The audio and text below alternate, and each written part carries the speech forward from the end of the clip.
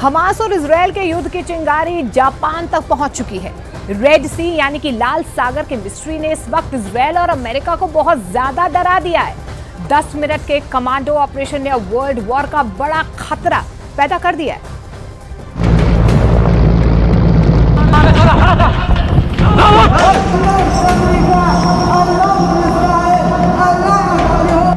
Helicopter एक जहाज के ऊपर मंडरा रहा है। हेलीकॉप्टर की कोशिश है कि वो किसी तरह शिप पर उतर जाए। खतरा बहुत ज्यादा है।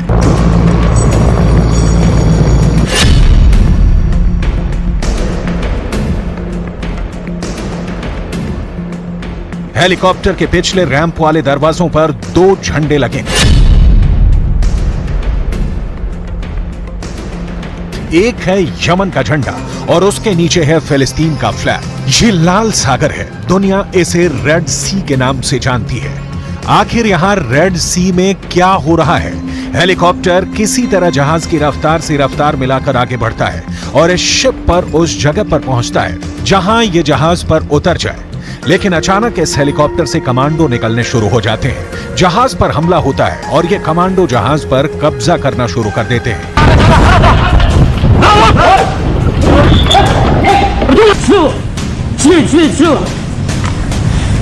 AK-47 और बाकी हथियारों से लैस ये कमांडो जहाज पर आगे बढ़ते हैं।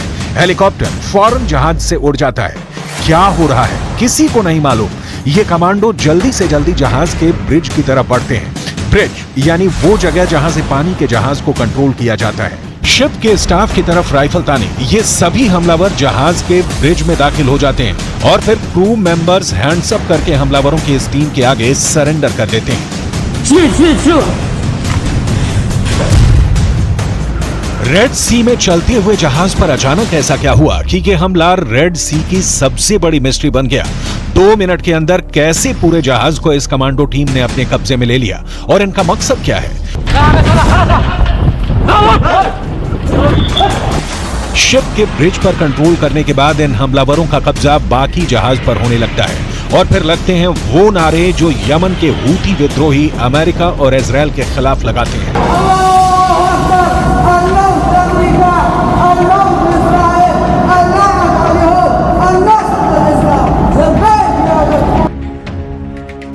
ये है जहाज गैलेक्सी लीडर जो लाल सागर से गुजर रहा था और अब यमन के हूती विद्रोहियों के कब्जे में आ चुका है। उसके चारों तरफ उनकी स्पीड बोट है। जहाज पूरी तरह उनके कंट्रोल में है। यमन में बैठे हूती विद्रोहियों की सरकार का दावा है कि उसने इजरायल के जहाज को टारगेट किया है और ये गाजा में बमबारी का बदला है और ऐसे हमले होते रहेंगे। القوات المسلحة اليمنية تجدد تحذيرها لكافة السفن التابعة للعدو الإسرائيلي أو التي تتعامل معه بأنها سوف تصبح هدفا مشروعا للقوات المسلحة وتهيب بكل الدول التي يعمل رعاياها في البحر الأحمر بالابتعاد عن أي عمل أو نشاط مع السفن الإسرائيلية أو السفن المملوكة لإسرائيليين। बीच समंदर में ये ऐसा कमांडो ऑपरेशन है जिसे इजरायल के लिए 7 अक्टूबर 2023 के बाद दूसरा बड़ा झटका कहा जा रहा है। और ये भी कि रेड सी अब इजरायल के बरमूडा का ट्रायंगल बन गया है। बरमूडा ट्रायंगल वो जगह है जो दुनिया भर के समुद्री जहाजों के गायब होने की जगह के तौर पर बदनाम रही है। लाल सागर का खतरा इजरायल और अमेरिका पर बुरी तरह मंडराने लगा है।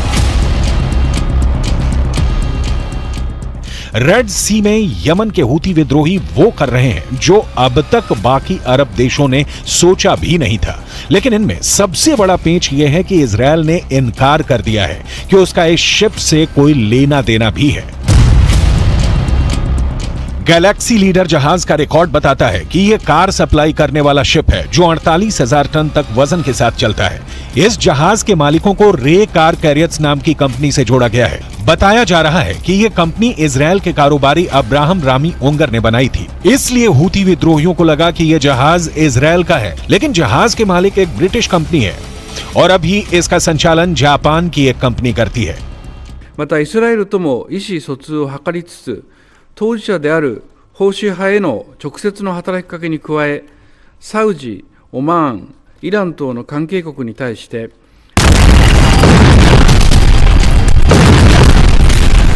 इसका मतलब साफ है, इजराइल और फिलिस्तीन के बीच चल रहे युद्ध में अब सिर्फ अमेरिका, ईरान और अरब देश ही नहीं बल्कि यूरोप से लेकर जापान तक फंस सकते हैं। इस युद्ध का दायरा और बढ़ सकता है। जैसा कि शुरुआत से खतरा बताया जा रहा है, गैलेक्सी लीडर के क्रू मेंबर्स में कई देशों के लोग शामिल हैं। इसमें बुल्गारिया से लेकर फिलीपींस, मैक्सिको और यूक्रेन के कर्मचारी भी हैं और इस वक्त ये सभी हूती विद्रोहियों के कब्जे में हैं। इजराइल के प्रधानमंत्री नेतन्याहू भी दावा कर चुके हैं कि इस जहाज के स्टाफ में कोई भी इजरायली नहीं है।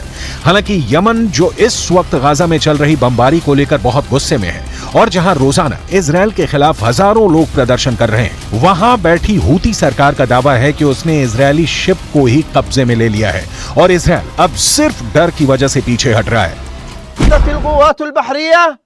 في القوات المسلحة اليمنية بعون الله تعالى عملية عسكرية في البحر الأحمر كان من نتائجها الاستيلاء على سفينة إسرائيلية واجتيازها إلى الساحل اليمني. إن القوات المسلحة اليمنية تتعامل مع طاقم السفينة وفقا لتعاليم وقيم ديننا الإسلامي. शिप को लेकर हूती विद्रोहियों के दावे गलत हो सकते हैं, लेकिन यह मिसाइल अटैक साबित करता है कि यमन अब इजराइल के खिलाफ एक तीसरा मोर्चा खोल चुका है।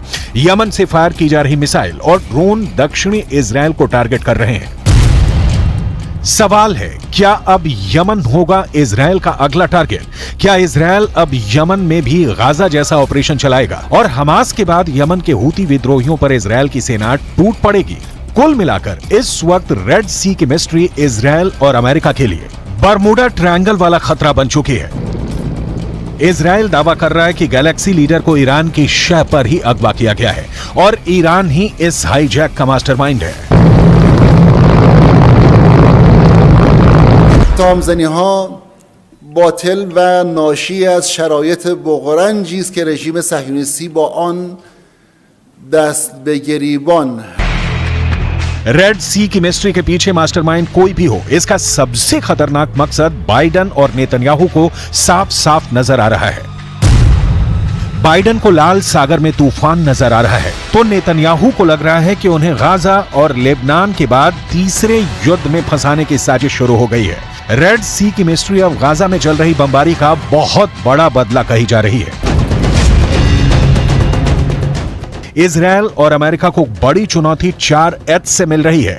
ये चारों एच इजराइल और अमेरिका के लिए बहुत बड़ा खतरा बन चुके हैं। इन चारों एच को ईरान का पूरा समर्थन है। एच से हमास, जिसने गाजा में ग्राउंड ऑपरेशन के दौरान इजराइल को कड़ी टक्कर दी है। एच से हिजबुल्लाह यानी लेबनान का मिलिशिया, जिसने इजराइल के उत्तरी ठिकानों पर हमले शुरू कर दिए हैं।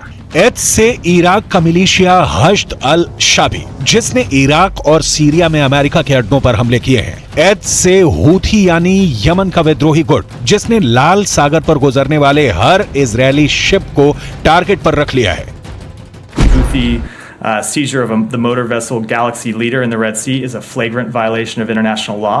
We demand the immediate release of the ship and its crew, and we will consult with our allies and UN partners as appropriate on next steps.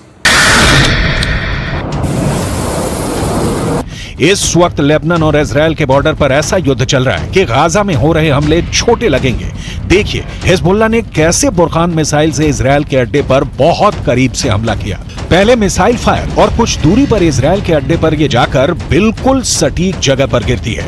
ये इजराइल के कब्जे वाले इलाके में उसकी सेना के अड्डे की हालत है। जहां मिसाइल गिरी उस जगह की हालत देखिए, लग रहा है कि इजराइल का पूरा मिलिट्री अड्डा तबाह हो गया है। तस्वीरें साफ साफ बता रही हैं कि यहां कैसे बर्बादी हुई है। हिजबुल्लाह ने अपनी छोटी दूरी की बुरखान मिसाइल से बहुत बड़ा नुकसान किया है। हिजबुल्लाह ने अपने सबसे खतरनाक स्नाइपर फोर्स उतार दी है। हिजबुल्लाह ने अपने एंटी टैंक दस्तों को इजराइल की पोस्ट पर लगातार हमलों का ऑर्डर जारी किया है। इजराइल के कई शहर टारगेट पर हैं। गाजा में बमबारी के खिलाफ हिजबुल्लाह और हूती दोनों ने अपना हथियार गोदाम खोल दिया है। यमन अब इजराइल के समुद्री जहाजों को भी टारगेट कर रहा है। लेकिन ऐसे हमलों और गाजा पर बमबारी जारी रखने के बीच नेतन्याहू ने अपना वॉर ट्रायंगल तैयार किया है। नेतन्याहू के वॉर ट्रायंगल में सबसे बड़ा कोना गाजा में हमास का पूरी तरह खात्मा है। नेतन्याहू के वॉर ट्रायंगल में दूसरा बड़ा कोना लेबनान में हिजबुल्लाह का अंत है, जबकि नेतन्याहू के वॉर ट्रायंगल का तीसरा सबसे खतरनाक कोना है सीरिया, जहां से इराक का मिलिशिया हश्द अल शाबी इजरायल के बॉर्डर तक पहुंच सकता है। यही वजह है कि सीरिया पर इजरायल की एयरफोर्स ने हमले तेज कर दिए हैं। ये तीनों जगह इजरायल के बॉर्डर से लगी हुई हैं और इजरायल इन्हें अपने खिलाफ सबसे बड़ा खतरा मानता है। इस वक्त पश्चिम एशिया में जो भी हो रहा है वो दो कैंपों के बीच चल रहा है। एक तरफ इजरायल और अमेरिका और दूसरी तरफ है ईरान और उसके साथी मिलिशिया। फिलहाल हूथी विद्रोहियों ने लाल सागर में जो कोहराम मचाया है उसका जवाब इजरायल की तरफ से आना बाकी है। अगर इजरायल ने हमला किया तो समझ लीजिए पूरा पश्चिम एशिया जल उठेगा। ये अमेरिका भी बहुत अच्छी तरह से जानता है।